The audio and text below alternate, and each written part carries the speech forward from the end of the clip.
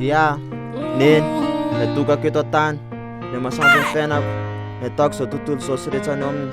Atolotsay ho anao ty ry meko anao la fisaorana miaraka amin'ny fity. Nen.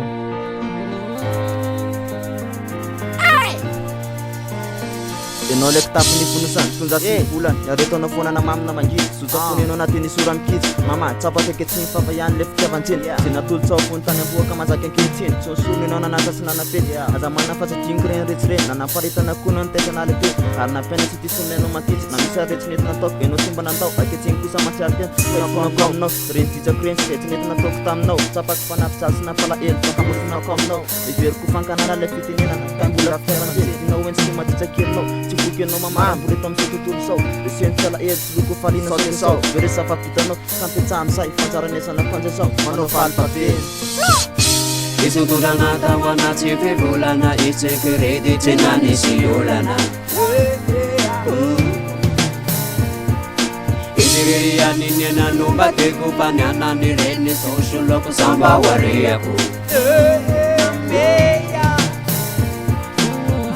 Ekipo atsimbassaina amin'ny lehibe le tomposaina tena toro ekata neny reo ny tato antoako de reo ny tato ambavako fa mbola hafa le reny tsapako mangity rehefa tsy eo enao tsapako marary mpangany ao anatiko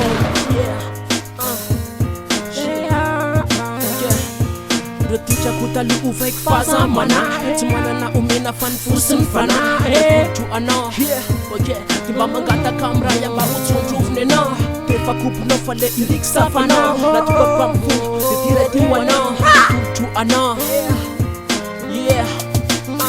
oh mame Isodorana tao anaty fivolana itseky redy tsy nanisy olana. Izy aniny nanomba teko mpanianany reny sosoloko samba wariako.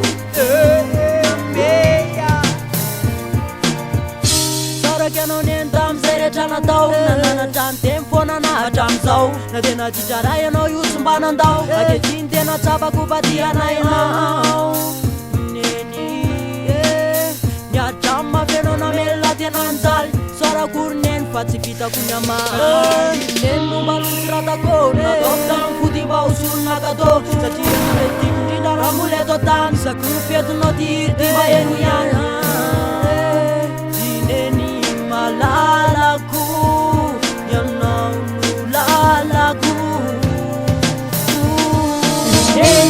neny malalana eko ay tsy foko hatramin'izay